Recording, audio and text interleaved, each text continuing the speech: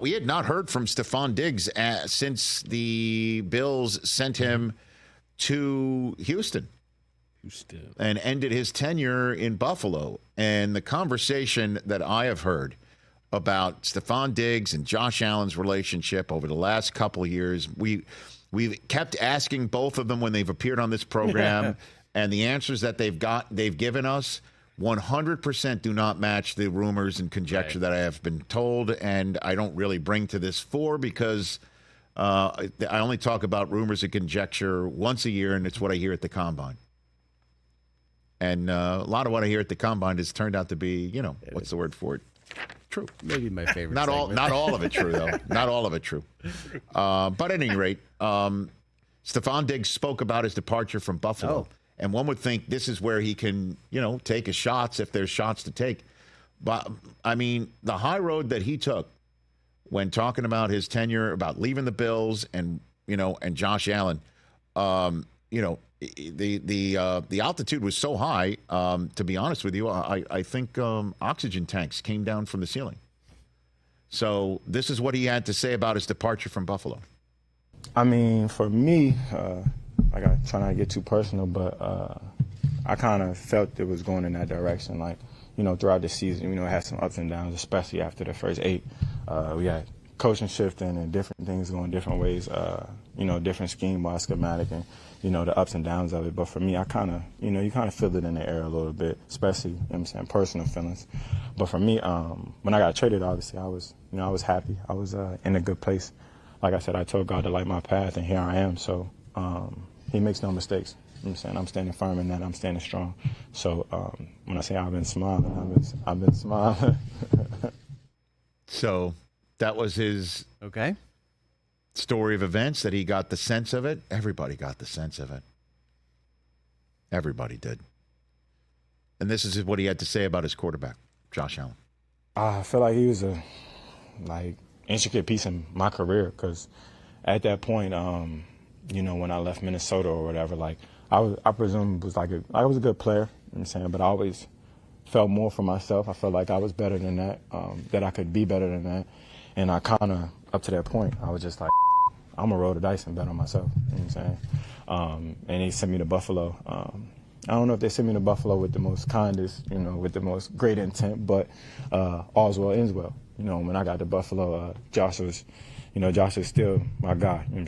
Like, people don't really understand what it's like to be out there. And he really embraced me. He kind of had that Southern hospitality.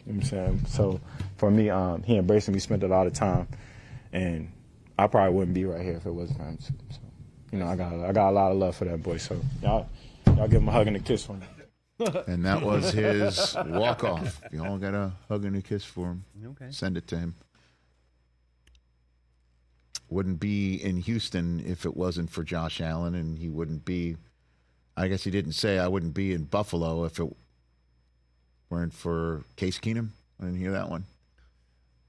Not to send a stray Case's way. He seems to think he was sent to Buffalo to get exiled. Yeah. Yeah. Pretty much. Well, I don't know. I mean, he was exactly what Josh Allen needed at that time, right?